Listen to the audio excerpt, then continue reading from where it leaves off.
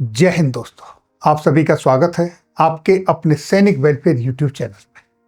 दोस्तों, 8वें वेतन आयोग के द्वारा जो 18 प्रश्न की प्रश्नावली दी गई है, जिसके ऊपर फीडबैक मांगा गया है और फीडबैक भी मांगा है जो वेतन आयोग से प्रभावित होते हैं उनसे और जो प्रभावित नहीं होते उन सभी से, यानी सभी नागरिकों से फीडबैक मांगा है। और उससे कुछ प्रश्न ऐसे हैं कि जिनसे करोड़ों केंद्रीय कर्मचारियों, चाहे वो रेलवे के हों, सुरक्षा कर्मी हों, पैरामिलिट्री फोर्सेस के हों, पोस्टल विभाग के हों, गृह मंत्रालय के हों, सभी चिंतित हैं। उनमें से आज मैं 2 प्रश्न आपके समकक्ष लेके आया हूं और वो प्रश्न और उनसे जुड़ी हुई सरकार की पिछले 1-1.5 साल की जो गतिविधियां हैं वो और शंका पैदा करती है। तो क्या है वो प्रश्न, क्या है वो शंका और क्यों केंद्रीय कर्मचारी चिंतित हैं, आइए देखते हैं एक एक करके। तो जैसा आप यहां देख रहे हैं, ये प्रश्न है, 18 प्रश्न मैं आपके लिए यहां लेके आया हूं और इन सब में इंग्लिश में और हिंदी में दोनों में है। ये प्रश्न आपने को मिल गए होंगे अभी तक, अगर नहीं मिले हैं तो आप हमारी व्हाट्सएप चैनल पे जाके ले सकते हैं, वहां मिल जाएंगे। नहीं तो 8वें वेतन आयोग की वेबसाइट पर भी ये प्रश्न हैं, वहां से मिल जाएंगे। अब मैं वो 2 प्रश्न आपके समकक्ष लाता हूं जिनके ऊपर आज ये विषय है। तो साथियों देखिए, जो प्रश्नावली है उसका प्रश्न संख्या 11 है। ये उसका हिंदी रूपांतरण है, जिसके मुताबिक अगर हम बात करें 2014 में, जनवरी 2014 में, जहां पर केंद्रीय कर्मचारियों की जो संख्या थी वो थी 47 लाख, और अगर उनके पेंशनर्स की बात करें तो पेंशनर्स की संख्या थी 52 लाख, और जिसके अंदर सारे आर्म फोर्सेस के सैनिक, अर्धसैनिक, रेलवे सभी सम्मिलित हैं। और ठीक 12 साल बाद 2025-26 में जो केंद्रीय कर्मचारी हैं उनकी संख्या 47 से बढ़कर हो गई 50 लाख, और 52 लाख से बढ़ के पेंशनर्स की संख्या हो गई 70 लाख। तो यानी कि अब आप देखें तो ये इतनी बड़ी संख्या हो गई। तो यहाँ पर वेतन आयोग ये जानना चाहता है कि सरकार वो क्या क्या कदम उठाए जिससे कर्मचारियों के पे और पेंशन और सरकार के बजट का आपस में संतुलन बना रहे। ये क्वेश्चन सरकार प्रेस लेकर आई है आपके समकक्ष और ये जानना चाहती है। अब आते हैं क्वेश्चन नंबर 16 पर। क्वेश्चन नंबर 16 ये हिंदी में है। अब यहां देखिए, यहां क्या क्या है। देश में सेवारत सैन्य कर्मियों की तुलना में पेंशन पाने वाले सैन्य कर्मियों की संख्या ज्यादा है, यानी कि 2025-26 में कितनी संख्या है ये बताया गया है, ज्यादा है। और यहाँ पर रक्षा पेंशन का जो खर्चा है, रक्षा वेतन और भत्ते, यानी सर्विस में जो आज सैलरी ले रहे हैं उनके जो अलाउंसेस हैं उनसे ज्यादा पेंशनर्स को खर्चा हो रहा है। पेंशनर्स को पेंशन के रूप में पैसा ज्यादा मिल रहा है और रक्षा बजट से ही ये पैसा जाता है। जब ये पैसा यहाँ इतना खर्च हो रहा है तो इसका असर कहाँ पड़ रहा है? हथियार खरीद पर, रख रखाव पर, आधुनिकीकरण पर। इसलिए रक्षा मानव शक्ति की जो लागत है और पेंशन बिल की जो वृद्धि है उसको कैसे नियंत्रित किया जाए, इसके लिए क्या सुझाव हैं वो मांगे हैं। तो यहाँ पर सीधा सवाल ये आ रहा है कि जो आपकी सैलरी है और जो आपकी पेंशन है उस पर जो खर्चा ज्यादा हो रहा है, उसकी बदौलत रक्षा बजट में हथियार खरीदने के लिए, आम्नीशन खरीदने के लिए, एयरक्राफ्ट खरीदने के लिए, उस सब के लिए बजट कम बच रहा है। तो इसको कैसे संतुलित किया जाए, ये सुझाव मांगा है यहाँ पर। तो साथियों, ये प्रश्नावली तो आज वेतन आयोग ने आपके समकक्ष रखी है, लेकिन आपको याद होगा 1 फरवरी 2025 को जब बजट पेश किया गया था तो उस समय फाइनेंस बिल 2025 सरकार ने रखा था, और उस बिल के अंदर ये प्रोविजन था कि गवर्नमेंट डेट ऑफ रिटायरमेंट के हिसाब से पेंशनर्स की पेंशन को अलग अलग दे सकती है। इसका बड़ा विरोध हुआ और कांग्रेस के केरल से सांसद श्री वेणुगोपाल जी ने ये मुद्दा संसद में उठाया और संसद के बाहर जो कर्मचारियों के संगठन हैं उन्होंने भी इस मुद्दे को जोर शोर से उठाया। तो इस बड़े विरोध के बाद वित्त मंत्री जी की तरफ से ये स्पष्टीकरण दिया गया कि ऐसा नहीं है, जितने भी पेंशन भोगी हैं उन सबको 8वें वेतन आयोग का लाभ मिलेगा। लेकिन सवाल बड़ा है कि सरकार ने इस फाइनेंस बिल 2025 के जरिए ये पावर अपने पास लेकर रख ली। और उसी समय आपको याद होगा सोशल मीडिया में एक खबर चली थी कि पेंशन भोगियों को जो हर 6 महीने में डीए नहीं डीआर महंगाई राहत मिलती है उसको सरकार रोकने जा रही है। अब वो पेंशन भोगियों को नहीं मिलेगी।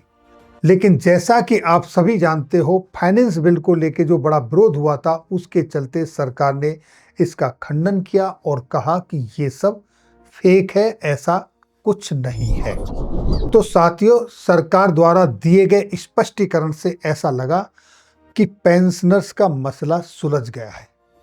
लेकिन ये भ्रम पेंशनर्स का तब टूटा जब 3 नवंबर 2025 को 8वें वेतन आयोग के टीओआर जारी हुए, टर्म्स ऑफ रेफरेंस, और उनके अंदर पेंशन और पेंशन रिवीजन का जिक्र भी नहीं किया गया।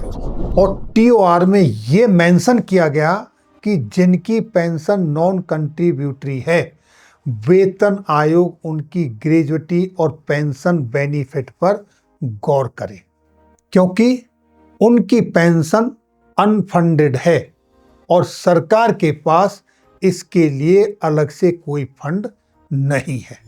और साथियों, इसके खिलाफ तमाम पेंशनर्स की जो ऑर्गेनाइजेशन है उन्होंने ये आवाज उठाई कि सरकार टीओआर से कंट्रीब्यूटरी और अनफंडेड शब्द को डिलीट करे। लेकिन गवर्नमेंट ने ऐसा नहीं किया।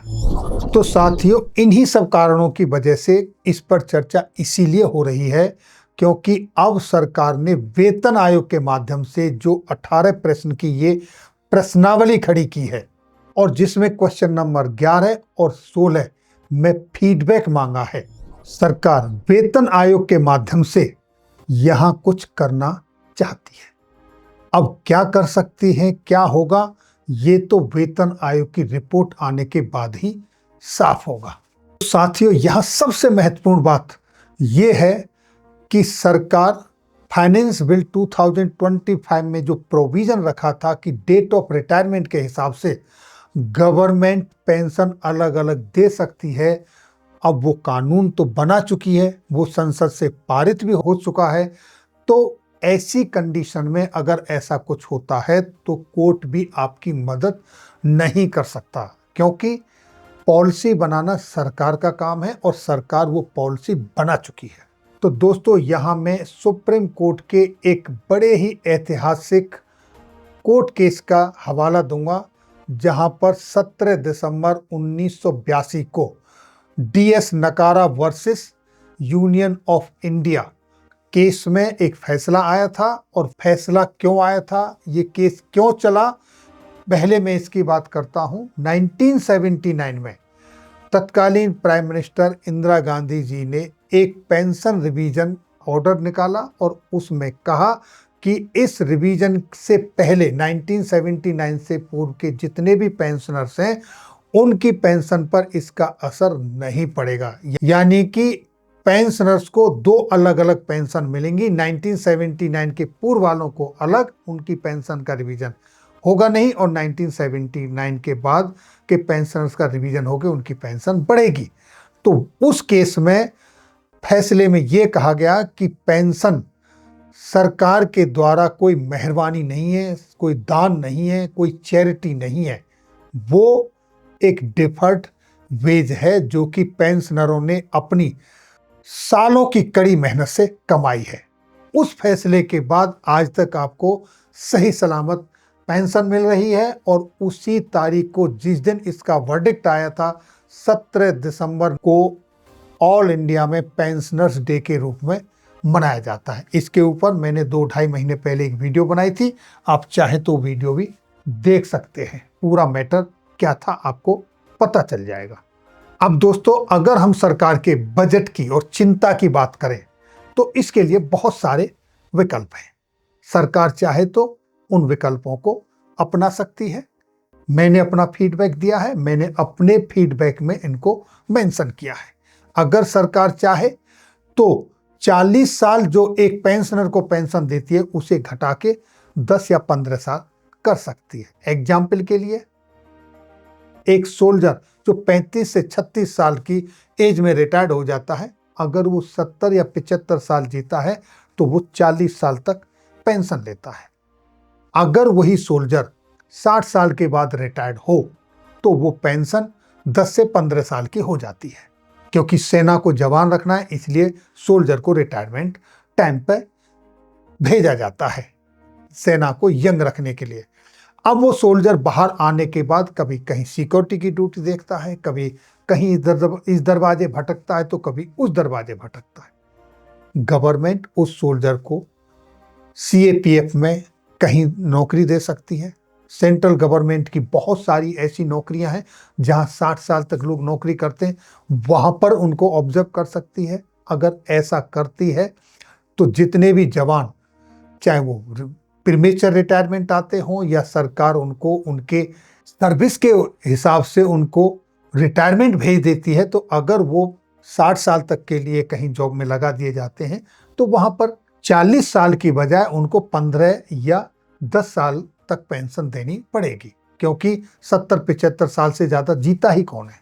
और अगर सर्विंग की सैलरी की बात की जाए कि उसकी सैलरी को कैसे कम किया जाए, तो उसके लिए भी बहुत सारे ऑप्शन हो सकते हैं। जहां आज 10 आदमियों की जरूरत है, मशीनरी का युग आ गया है, वहां पर क्या 10 आदमियों को रखना जरूरी है? जितनों की जरूरत है उतने रखे जाएं, वो मैन पावर घटाई जा सकती है। और इसके ऊपर बहुत सारे, अगर आप फीडबैक लोगे, समाज से लोगे, बुद्धिजीवियों से लोगे, तो इसके लिए और बहुत सारे विकल्प भी निकल के आ सकते हैं। लेकिन इसके लिए थोड़ा समय लगेगा और पैनल के पास इतना समय होगा नहीं। उनके पास 18 महीने का गवर्नमेंट ने समय दिया है, जिसमें से ऑलरेडी 4 महीने निकल चुके हैं। अभी तक वेतन आयोग के पूरे एम्प्लॉय भी नहीं मिले हैं।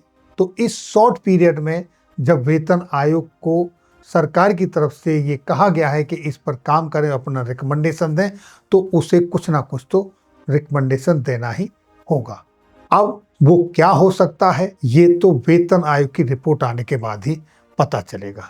तो साथियों, आपसे अनुरोध है कि ये जो प्रश्नावली है इसको सीरियसली लें और अपने अपने फीडबैक जरूर दें। तो ये थी जानकारी प्रश्नावली के क्वेश्चन नंबर 11 और 16 के संदर्भ में। फिर मिलेंगे आपके वेलफेयर से जुड़ी किसी अन्य जानकारी के साथ अगली वीडियो में। तब तक के लिए जय हिंद, जय भारत।